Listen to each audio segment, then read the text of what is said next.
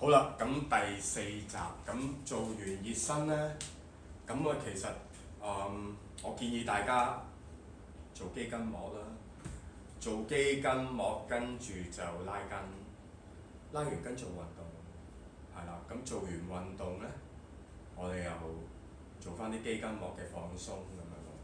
咁肌筋膜我哋有個工具就係運動滾筒，咁呢個運動滾筒呢，就令到好多脊醫失業，咁有長有短，咁我中意用長嘅。咁點做咧？咁嗱，其實有啲嘢咁你揸住佢，用個手指揸住，做下呢啲動作，幫啲手指做運動。因為退化嚟講咧，手指退化血管神經，咁就影響到上邊。咁我哋唔好喺我哋嘅末端俾佢退化。好熱身係咁樣做又得。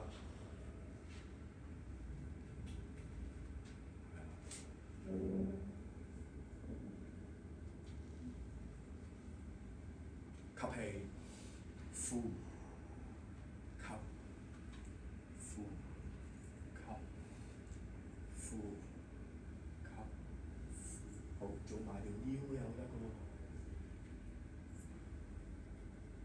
大概係咁啦。之後咧，我有啲片係教大家會 detail 少少。今日大家主要傾下偈咁樣啦。同埋咧，如果你哋你哋有 subscribe 大家你睇到呢條片咧，你幫一幫個手過嚟睇下點樣去可以做到直播，睇下聽日做唔做到直播咁樣。咁我送翻一啲評估幫你拉筋或者教你拉筋都得㗎。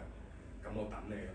好，咁我最中意嘅喐法咧，就係碌咗個背脊先。咁我哋將嗰個運動滾筒擺喺我哋嗰個肩胛骨嘅下邊，即係個雞翼底最下嗰度。好，咁瞓咗上嚟，雙手擺喺個頭嗰度，壓落去吸氣。